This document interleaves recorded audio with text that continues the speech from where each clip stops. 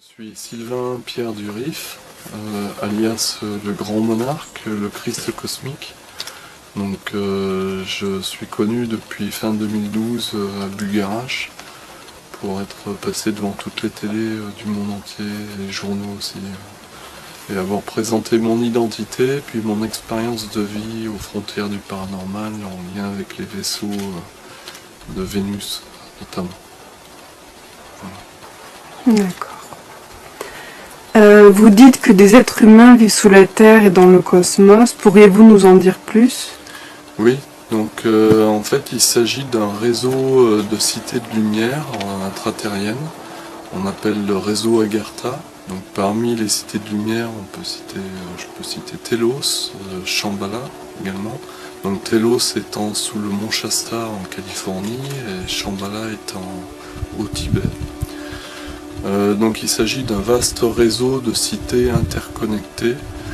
On les qualifie d'intraterriennes puisque les êtres humains ou des êtres d'autres civilisations vivent sous terre de telle manière à développer en fait en quelque sorte un paradis intraterrestre.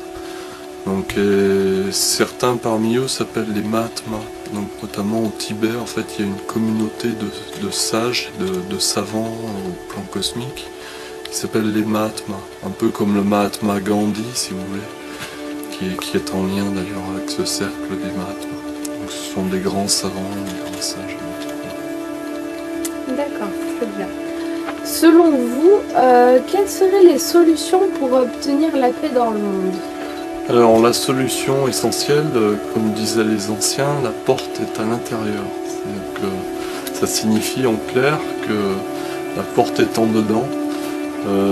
Donc la clé en fait de la paix extérieure est la paix intérieure à chacun de nous. Donc qui dit paix intérieure dit régénération de nos émotions, de nos corps, l'ensemble de nos corps physiques, subtils, pour qu'on puisse incarner cette paix intérieure. Donc être sur le chemin de la vérité, incarner l'amour inconditionnel, donc l'amour au sens divin du terme.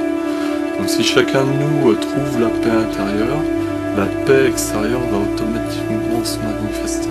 C'est ma vision et c'est mon message pour l'humanité, de telle manière à ce qu'on puisse trouver cette porte intérieure justement. D'accord, donc ce serait en quelque sorte une main invisible un peu, c'est-à-dire une paix personnelle qui mènerait à une paix collective. Exactement, c'est ça la clé. D'accord. Quelle est votre mission sur Terre et qui vous envoie? Alors ma mission sur Terre est justement d'instaurer cette paix sur Terre et dans le cosmos. Donc créer autrement dit le paradis sur Terre et dans le cosmos. Sachant qu'on est déjà sur des bases de potentiel paradisiaque, mais il faut les concrétiser dans la matière. Et tout en respectant la vie sous toutes ses formes, ça c'est essentiel. Et ma mission donc est d'être le relais de l'élan et de l'énergie qui va permettre d'organiser tout ça. Donc je suis en quelque sorte le messager de celui qui m'envoie. Donc celui qui m'envoie c'est le divin. Le divin est en chacun de nous. C'est pas quelque chose d'extérieur à nous-mêmes. Nous sommes tous et toutes divins et divines. Et nous sommes tous et toutes autant de facettes en fait de ce divin que je qualifie. Donc moi je suis simplement le messager au service du divin pour manifester la paix sur Terre et dans le cosmos et aider chacun à trouver cette paix intérieure qui est la fameuse clé dont je viens de parler. C'est mon rôle. Alors on me qualifie d'homme vert puisque je suis en lien avec l'énergie de Merlin, donc Merlin l'Enchanteur, pour accomplir cette mission. J'ai découvert ceci en allant à Brocéliande, donc en forêt de Brocéliande. C'était marqué sur une grande affiche dans le château de Compère, qu'on qualifie de château de Merlin l'Enchanteur. Il était inscrit Sylvanus, donc mon premier prénom c'est Sylvain, l'homme vert, Merlin l'Enchanteur. Donc c'était explicite. Et puis une amie à moi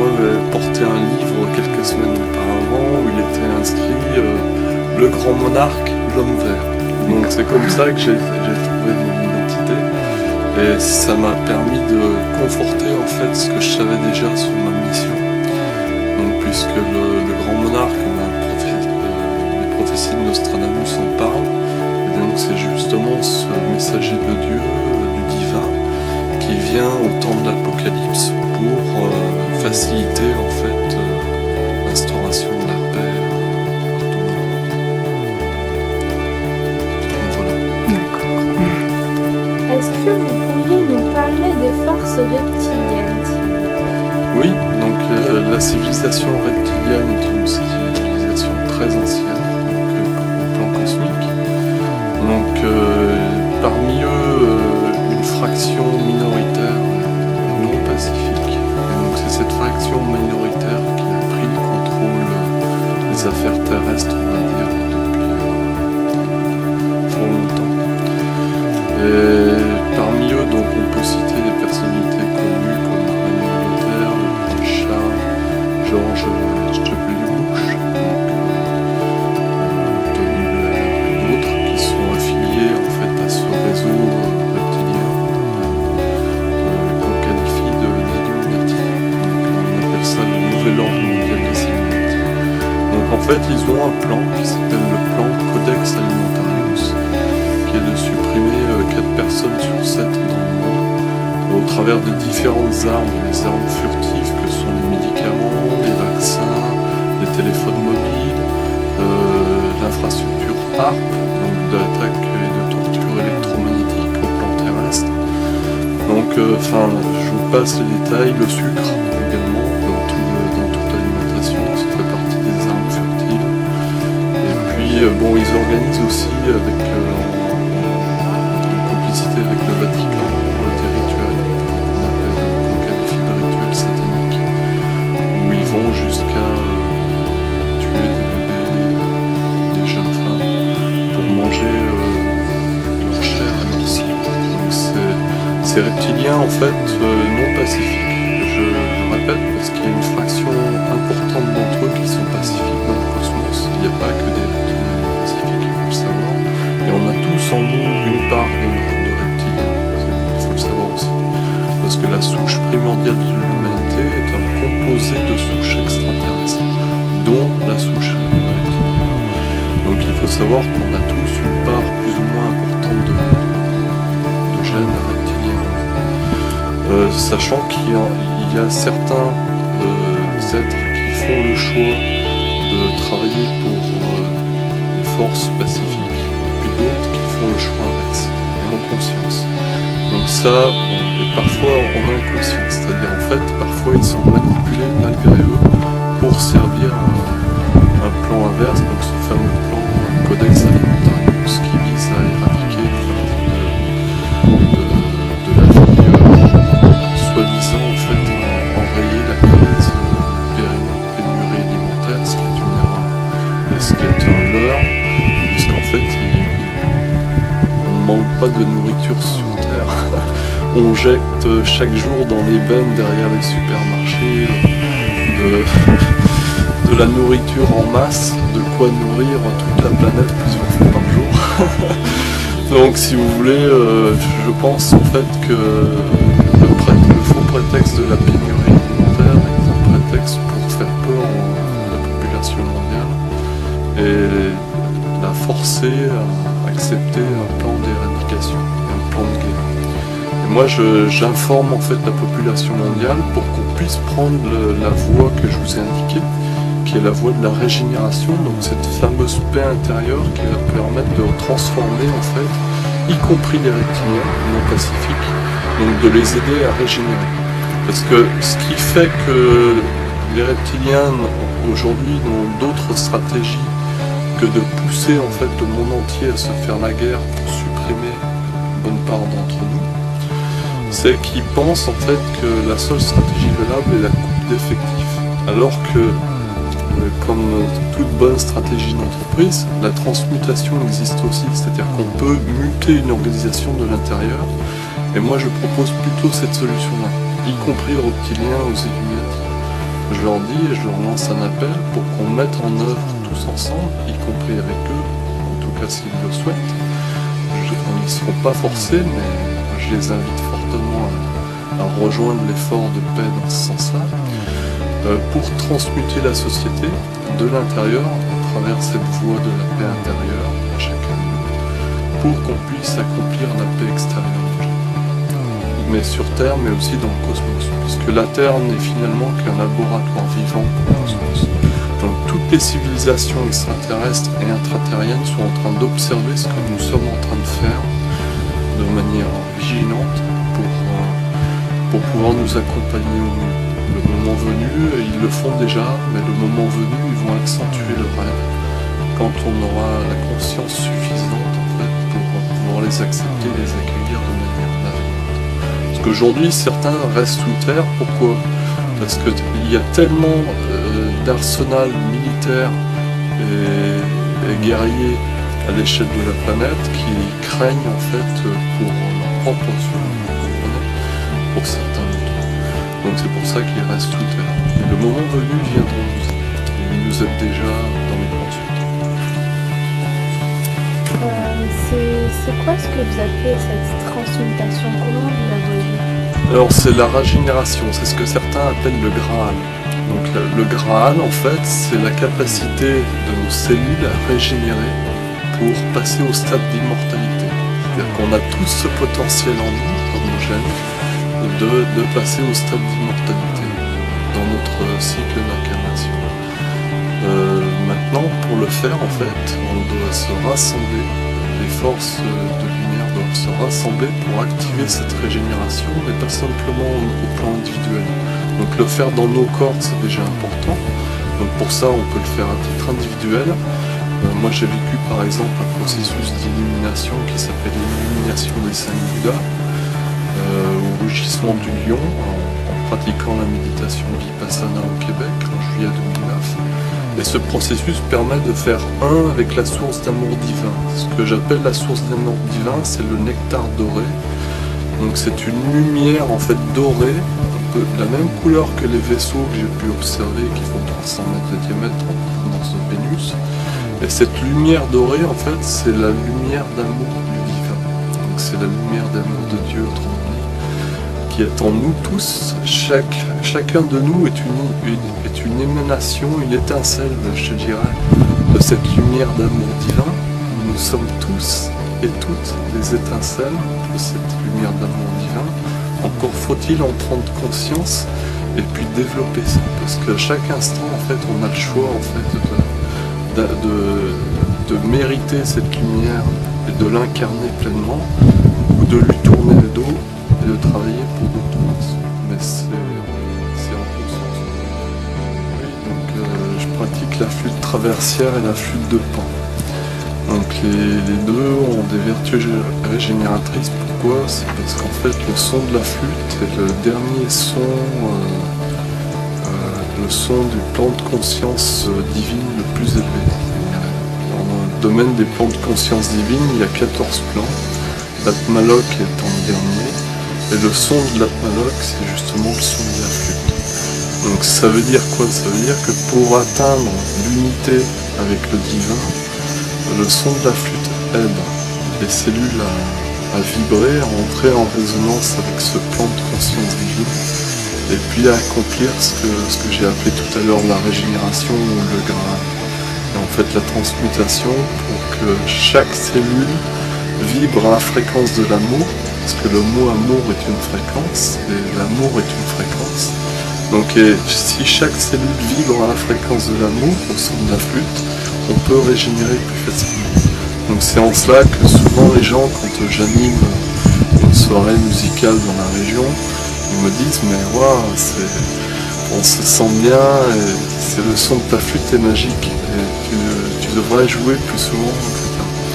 Donc c'est parce qu'en fait ils reçoivent cette fréquence, et cette fréquence les aide à se détendre et à davantage incarner l'amour inconditionnel, l'amour du sens divin du terme. Donc oublier les préoccupations quotidiennes et à régénérer. Qu'est-ce que vous pensez de François Hollande? Alors, François Hollande est un personnage politique, donc président de notre pays. Je pense, personnellement, je ne vote pas depuis un certain nombre d'années, donc, parce que je considère que ce qu'il y a, le plan de paix à venir peut être conduit par des hommes nouveaux, en fait, qui sont non liés ou assujettis au nouvel ordre mondial des Illuminati, notamment. Donc je considère moi, que autant que Nicolas Sarkozy, donc, le président précédent, que François Hollande, en fait, sont tous deux assujettis au nouvel ordre mondial des Illuminati. Donc ils ont leur rôle à jouer pour déconstruire, donc ils sont en train d'accompagner un plan en fait, de déconstruction et de déclin de quelque chose qui va s'arrêter. Donc c'est leur rôle, donc on doit les remercier pour ça.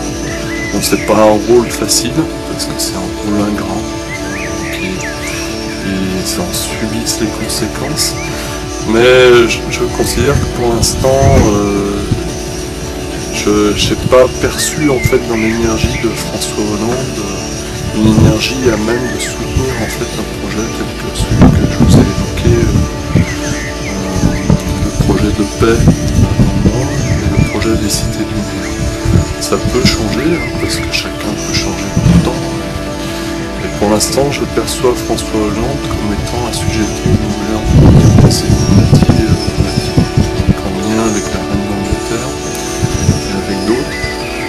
Je le respecte en tant que tel, parce qu'on doit respecter nos ennemis, entre guillemets, même si le plan de paix n'a pas d'ennemis au sens tel. J'invite tout le monde à rejoindre la table des négociations et du chantier à mettre en œuvre. Mais François Hollande a fait son choix. Et pour l'instant, il n'a pas fait le choix qui lui semble le bon pour accompagner le plan de paix chez nous. Il cautionne en fait une stratégie de guerre avec certains pays du Moyen-Orient, etc.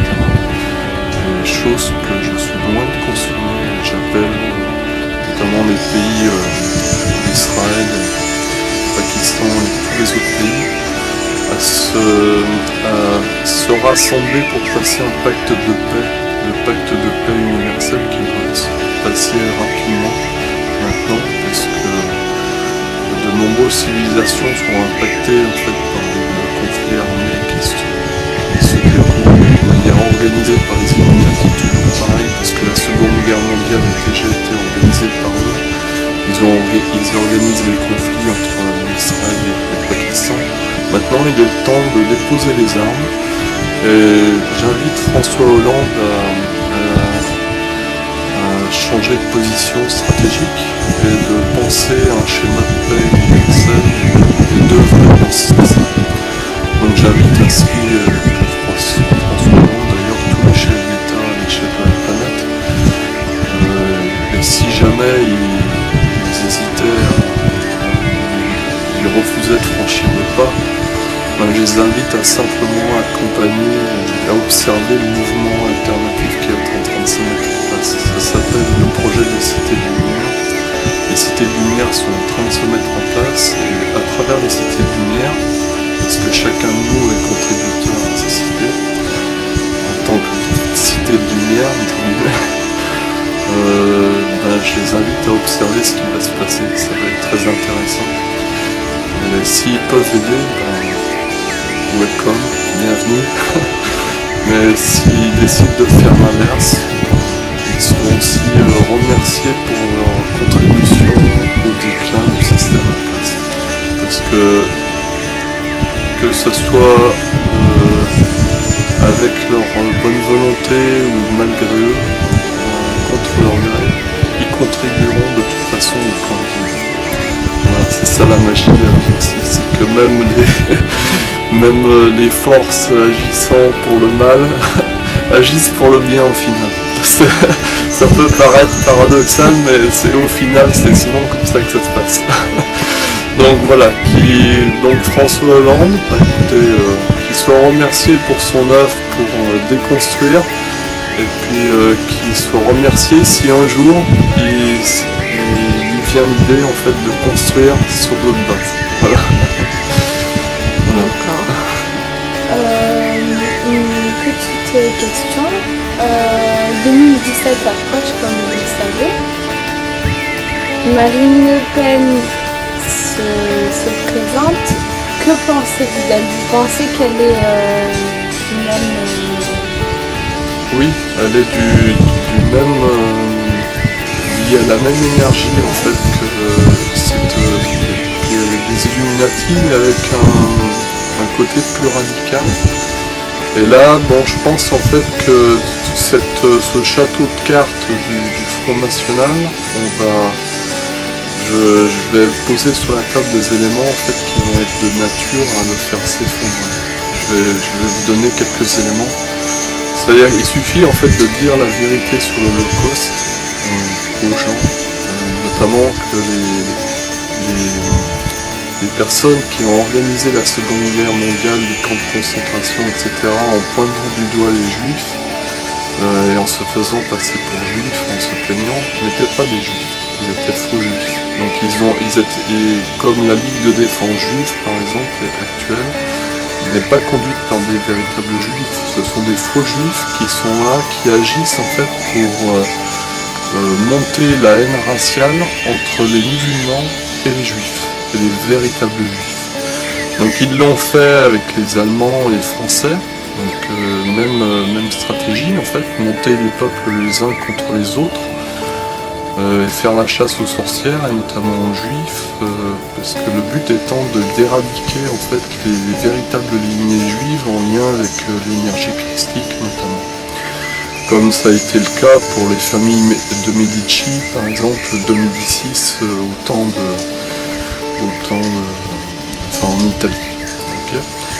Donc en fait pour démonter le château de cartes monté par le Front National qui vise à augmenter la haine raciale entre les peuples réunis ici en France, c'est ce que je désapprouve fortement.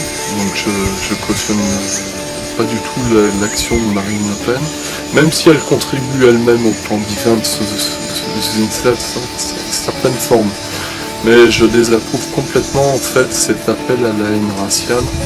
Et dans ce sens-là, que ce soit son père, Jean-Marie Le Pen, ou elle qui prend le relais, Marine Le Pen, je pense qu'ils sont sur une fréquence en fait qui ne résonne pas à la fréquence de l'amour et de la vérité.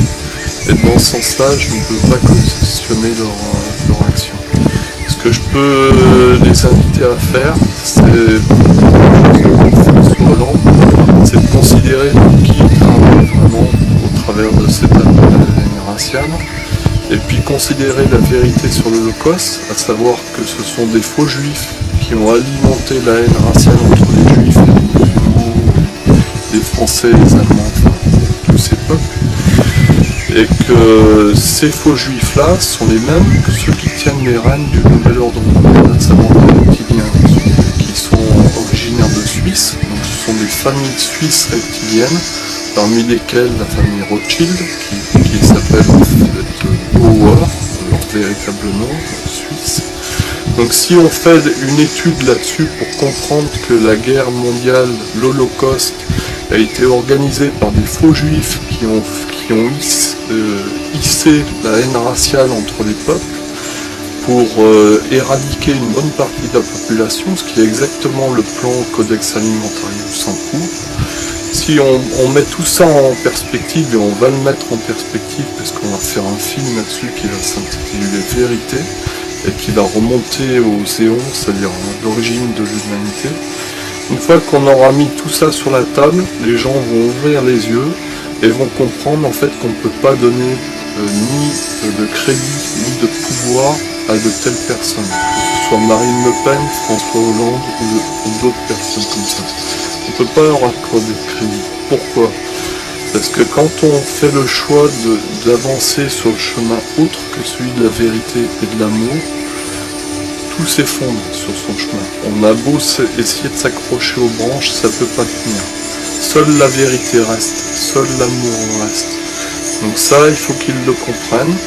Et Marine Le Pen, comme les autres, doivent comprendre ça. Et doivent changer de fusil d'épaule, si je peux m'exprimer ainsi. C'est une expression un peu qui leur correspond.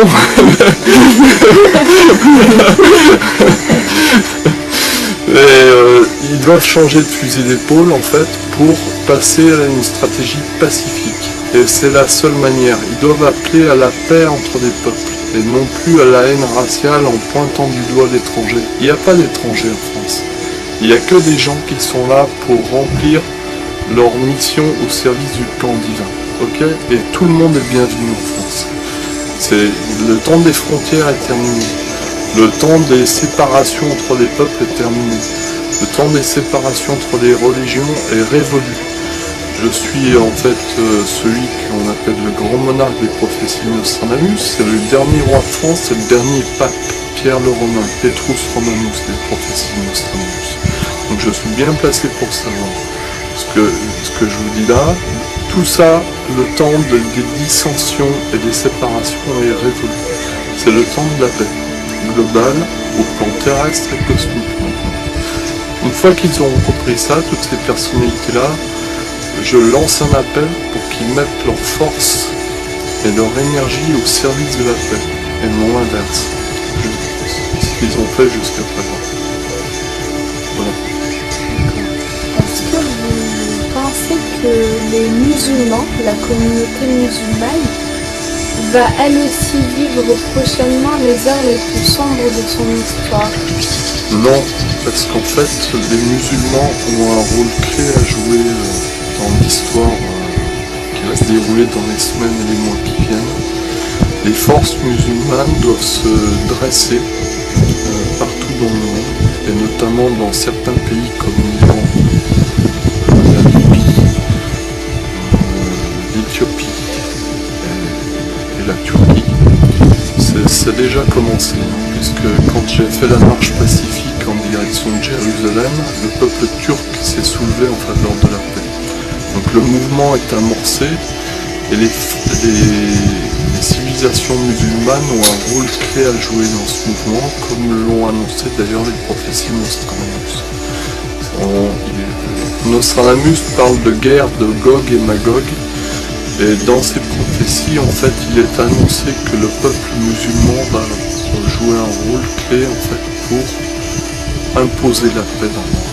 Ça veut dire en fait ils vont se soulever, ils sont en train de se soulever pour que les faux juifs, ce que j'appelle les faux juifs, donc les Illuminati, soient contraints de venir à la table des négociations pour instaurer un plan de démantèlement de l'appareil militaire dans le monde, partout, sur Terre et dans le cosmos, et qu'ils soient contraints de déposer les armes, de telle manière à ce que la paix s'installe entre tous les peuples. Donc le peuple musulman est en quelque sorte le fer de lance. Mon énergie, celle de l'homme vert, c'est celle d'Al-Frieder dans le Coran. Donc l'Al-Frieder, c'est le verdoyant. Donc je relais cette énergie sur Terre. Donc je suis moi-même en fait dans mon énergie liée au peuple musulman, dans mon sang, parce que j'ai des origines, certains des êtres qui me sont très proches sont ce qu'on appelle les aigles noirs, des êtres aux yeux noirs, aux cheveux noirs. Donc ils sont en lien avec certaines traditions ancestrales liées au pharaon, comme Akhenaton, Aton. Moi-même j'ai l'énergie reliée à Aton. Incarne Sylvanus, l'homme vert, le grand monarque décrit par les prophéties. Donc je pense pas que les autres s'appellent Sylvanus ou Sylvain ou Pierre, comme Pierre le Romain. Ça serait facile à vérifier. Si c'était ainsi, on le saurait déjà. Donc voilà, donc c'est moi. Donc en fait, le nouveau Messie et les juifs, les véritables juifs, alors certains sont corrompus parmi les juifs, il faut le savoir. J'ai notamment rencontré à Istanbul un rabbin qui s'appelle Steiner et qui m'a dit je sais qui tu es, on n'a pas besoin de te présenter, je sais que tu es le Mashiach. On t'attend à Jérusalem, une jeune femme qui t'emmènera, qui fera faire un périple. Sauf que j'ai été intercepté à la sortie de l'avion à Tel Aviv. Ils m'ont remis de force dans l'avion. Ça veut dire qu'en fait, visiblement, ce rabbin, je ne sais pas s'il travaillait pour les tours, s'ils sont événements ou pas. En tout cas, il y a eu une information qui a circulé ou que j'étais suivi, en tout cas, il y a eu une information qui a circulé qui a fait que l'État israélien m'a remis de force dans l'avion en m'indiquant que j'étais un danger potentiel pour l'État israélien, étant donné que je marchais pour la paix. Donc ça veut bien dire, et ça c'est la preuve vivante, que ma mission est très importante, que je suis une pièce clé dans le puzzle en fait de la mise en place de la paix dans le monde, dans le cosmos, et que les représentants de l'islam qui m'ont identifié, je les appelle à venir à ma rencontre pour qu'on puisse organiser en fait l'élan pacifique avec le soutien de toutes les forces islamiques, de toutes les forces des autres religions, puisqu'en tant que dernier pape chargé de destituer le Vatican et de réformer l'Église au complet, moi j'ai donné des instructions et j'ai communiqué dans ce sens-là depuis 2 ans sur Internet, sur la page Facebook notamment, pour qu'on mette en place la nouvelle gouvernance universelle en démantelant le Vatican et en faisant la paix en toutes les religions. Donc j'appelle tous les représentants religieux de la planète à venir à ma rencontre pour qu'on mette ça en place concrètement. Et ils le savent, ils savent que c'est le temps, donc ils savent que le temps de déposer les armes est venu, et ça sera fait au Mont des Oliviers prochainement. Quand les représentants de l'islam notamment m'auront aidé à faire tomber le mur de Jérusalem avec le soutien des peuples que j'ai cités tout à l'heure, des peuples islamiques, qui vont se lever derrière moi, l'homme vert al-Rider du Coran. Voilà. L'homme vert étant, je vais vous donner un autre repère pour la plupart des gens qui ne savent pas. Le Coran a une sourate qui s'appelle la sourate de la caverne. Donc si vous voulez savoir qui est l'homme vert, lisez cette sourate. Elle parle de Moïse et de l'homme vert. Moïse étant venu consulter l'homme vert au pied d'un arbre, au bord d'un fleuve. Donc cette sourate est très explicite sur qui je suis et quelle est mon énergie. Donc j'invite tout le monde à se renseigner et le peuple musulman saura m'en reconnaître.